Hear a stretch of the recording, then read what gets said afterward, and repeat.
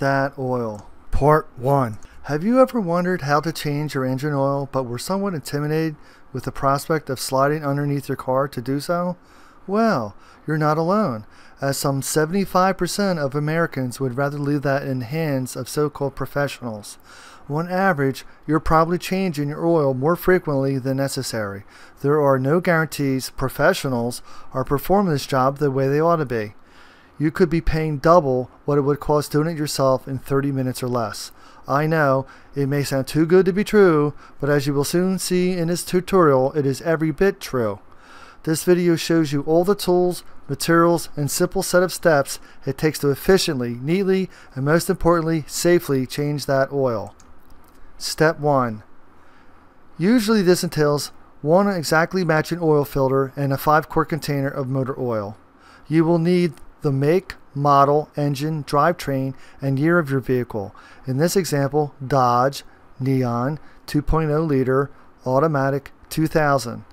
You might consider calling around to different automotive centers, as I found an $8 difference in price for the same oil filter combo.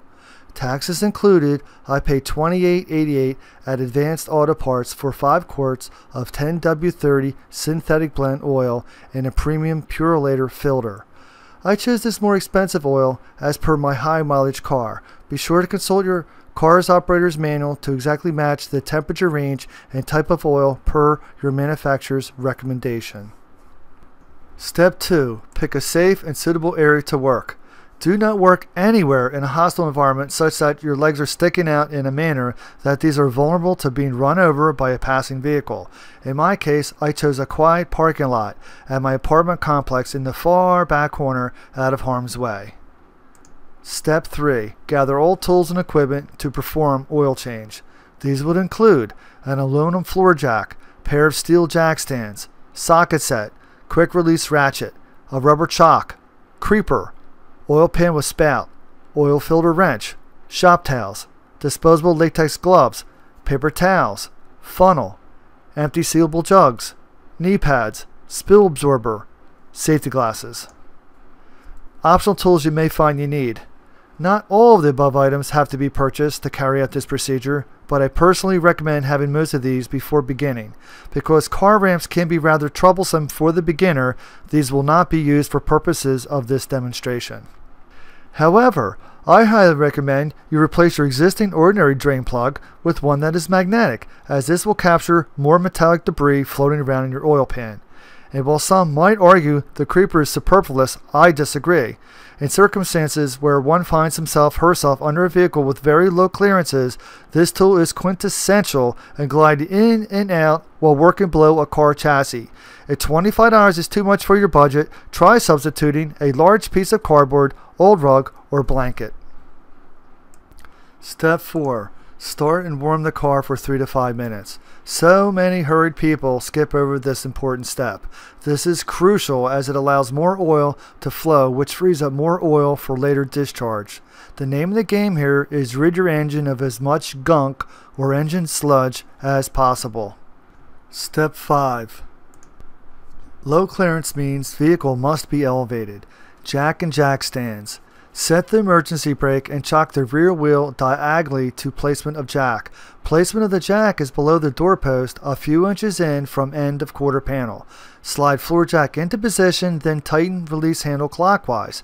Now begin with long pumping action to slowly, carefully raise your car off the ground. You want enough clearance so that your prostate body fits easily underneath the chassis without banging your head on low-lying metal objects.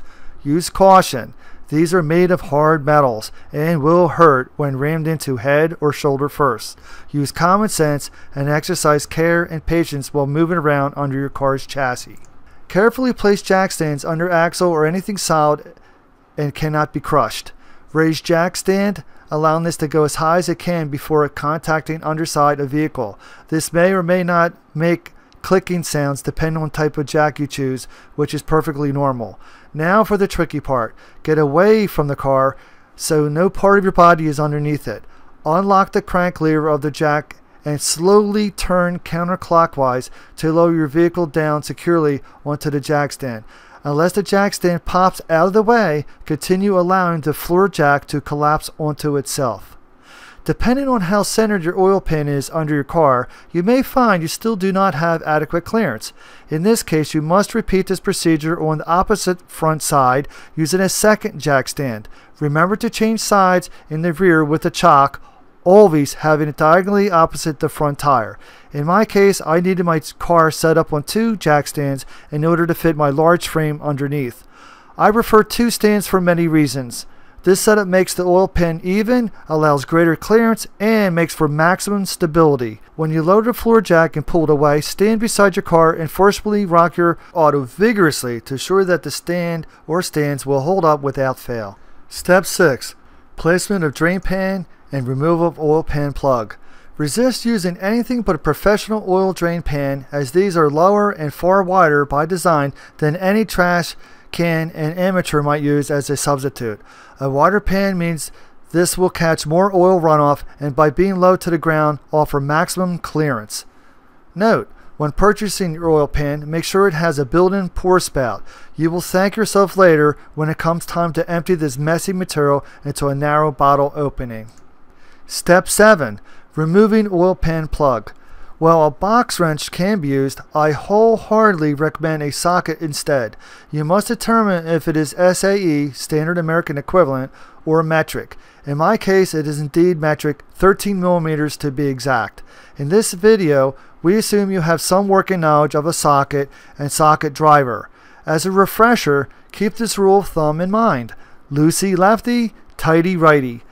Translation, you need to crank the plug bolt to the left to loosen it. Sometimes this may be very hard to do, especially if it hasn't been changed in eons.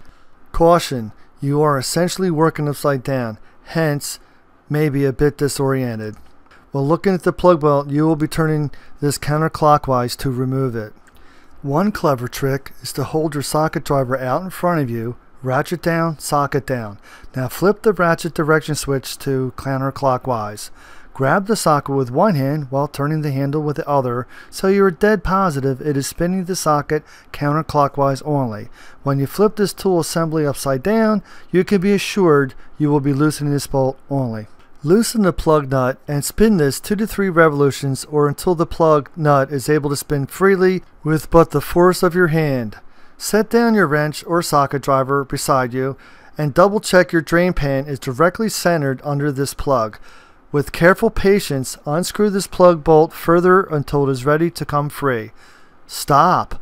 Scoot off to the side and with one quick motion yank the plug bolt down and off to the side. Hopefully you didn't drop this bolt and got less oil on you than what went into the pan.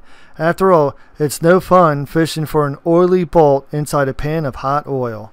Allow all this oil to drain freely into the pan as you wipe your bolt clean with paper towels.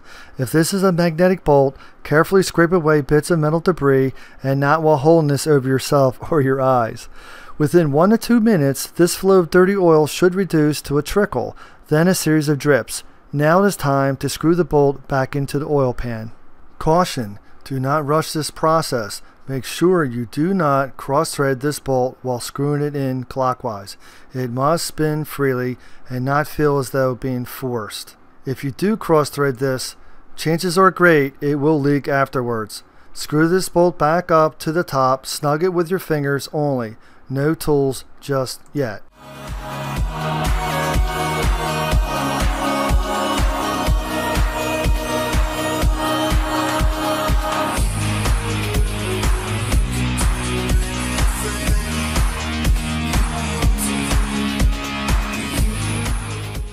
This concludes part 1 of Change That Oil.